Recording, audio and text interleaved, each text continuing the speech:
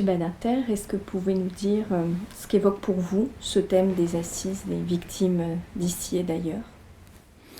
C'est surtout les deux derniers termes qui, suscitent chez moi une curiosité, un intérêt particulier, le ici et ailleurs. Pourquoi? Parce que s'agissant, je dirais, d'ici, ce qu'on doit saluer, c'est les progrès considérables réalisés grâce aux militants et grâce aux organisateurs de l'aide aux victimes. Je l'ai vu naître, je n'y suis pas complètement étranger.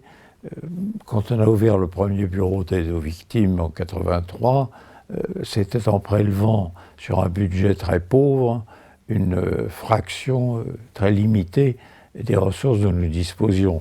Je n'oserais pas dire que nous ne croyons pas à cette époque que ça connaîtrait cet essor presque international. Il faut féliciter à cet égard et les autorités successives de la chancellerie et surtout, comme je le disais, les militants. C'est vraiment le sel de la terre, le militant pour nous. Mais le fait est là, la France, dans ce domaine en Europe, me paraît avoir ouvert la voie. Et c'est avec une grande fierté que je vois notre enfant ainsi prospérer. Mais ce n'est pas pour autant que la tâche est achevée. Elle ne fait au contraire, à mon sens, que s'élargir. Nous sommes dans un monde, on utilise le terme de mondialisation qui ne veut rien dire d'autre que maintenant les problèmes se posent à l'échelle du monde. Mais c'est vrai que l'internationalisation des relations entre les différents pays, c'est vrai aussi que la plus grande proportion voyage, et c'est vrai enfin, quand on voit, hélas, le crime s'internationaliser de plus en plus, que par définition, l'internationalisation aussi doit intervenir au profit des victimes. Et ça veut dire quoi concrètement? Ça veut dire comment prendre soin des victimes françaises qui sont victimes d'infractions à l'étranger. Ça n'est pas facile, surtout quand nous trouvons en présence d'infractions majeures et se réalisant à distance, ou simplement d'accidents. Je pense aux accidents aériens qui entraînent des victimes considérables fort loin. Et puis c'est l'autre aspect des choses, c'est le fait qu'aujourd'hui, vous avez tant de migrants qui se trouvent en état de condition de victime et en même temps en état d'irrégularité, d'illégalité. Donc nous sommes là devant des problèmes que nous n'avions pas encore connus, mais qui interpellent très très très vivement les consciences et les sensibilités de chacun. Il faut d'abord, avant d'avoir étudié cette question, je crois qu'il faut d'abord mesurer ce que j'évoquais tout à l'heure à propos des victimes à distance de la France, mais qui tombent sous le coup de notre action. C'est là un problème très concret. Alors, prenons un exemple, un grave accident d'avion intervient au continent sud-américain. Il y a des Français victimes, l'appareil peut être étranger. Que faire? Comment agir? Vous êtes soit dans les eaux territoriales, soit directement sur le continent.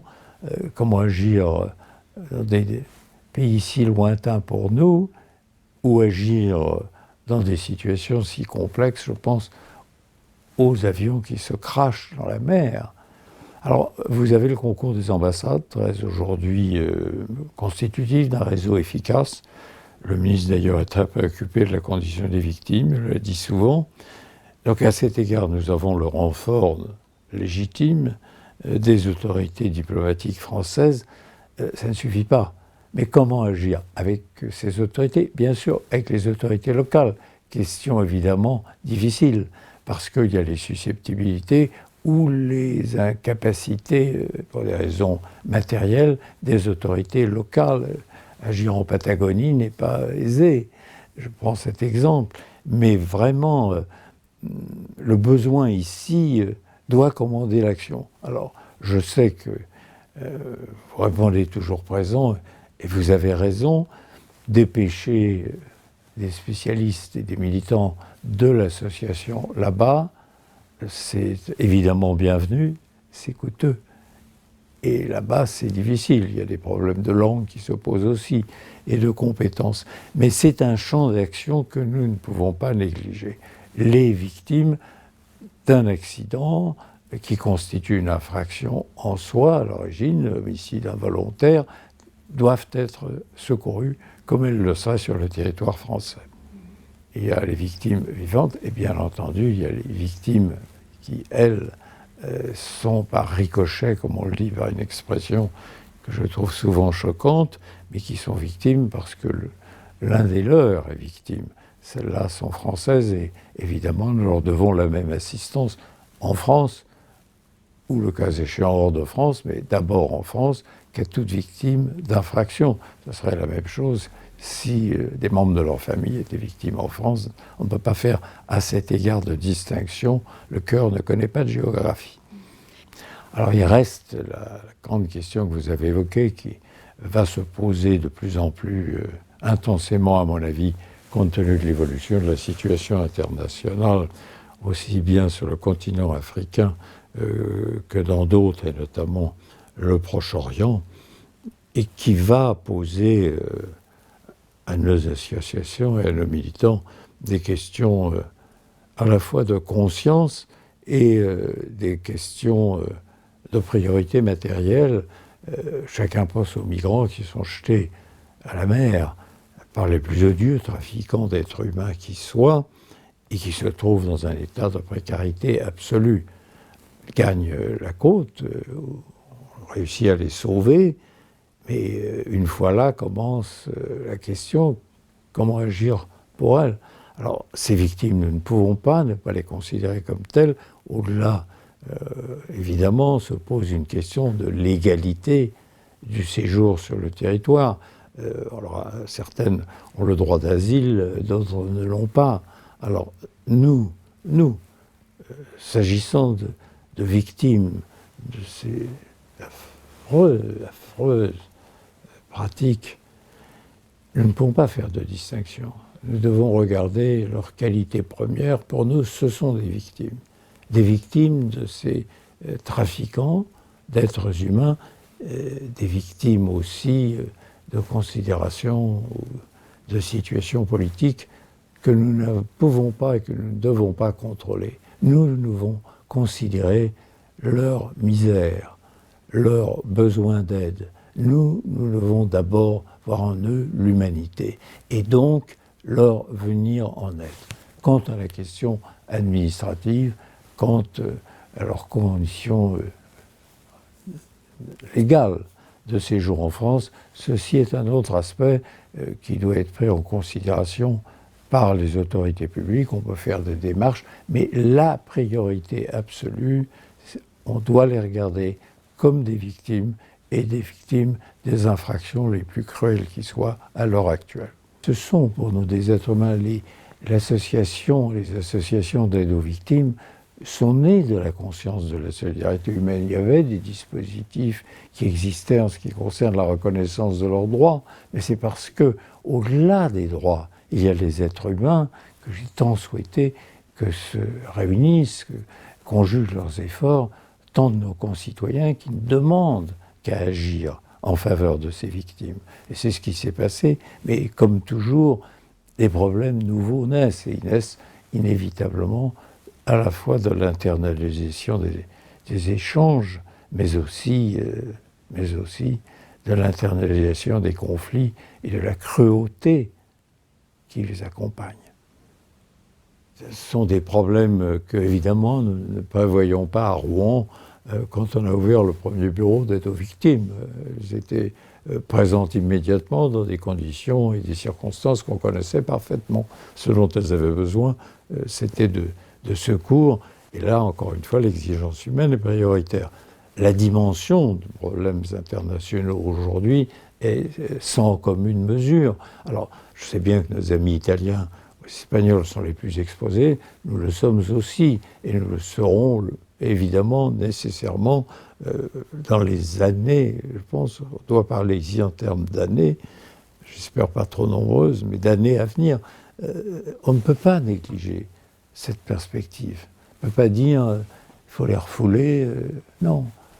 Ce sont des êtres humains qui sont jetés littéralement, jetés là, je dirais presque dans nos bras, par le malheur et la force des choses. Je ne peux pas dire nous les refusons, nous les repoussons. Ça ne serait pas concevable ni pour la France, ni pour nous. La dimension européenne est une nécessité. Moi, je suggère que pour les prochaines réunions, on examine particulièrement ces questions.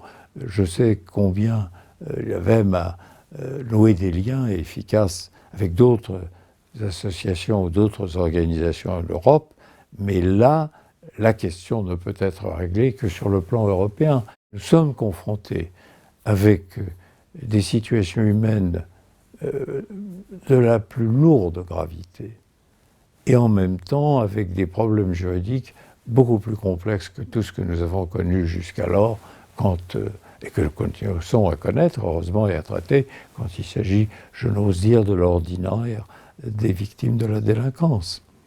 Les problèmes se posent dans une dimension internationale et humaine différente. Qu'est-ce que vous pourriez peut-être dire à ces professionnels qui vont venir, qui chaque jour travaillent Leur dire d'abord ma reconnaissance, mon admiration et mes encouragements à persévérer.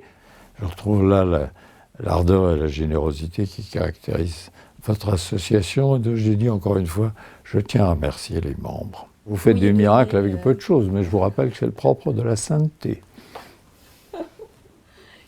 Les jours qui s'annoncent ne seront pas faciles, mais pas faciles, j'entends, pour l'action des militants et des membres des associations. Mais qu'est-ce que vous voulez?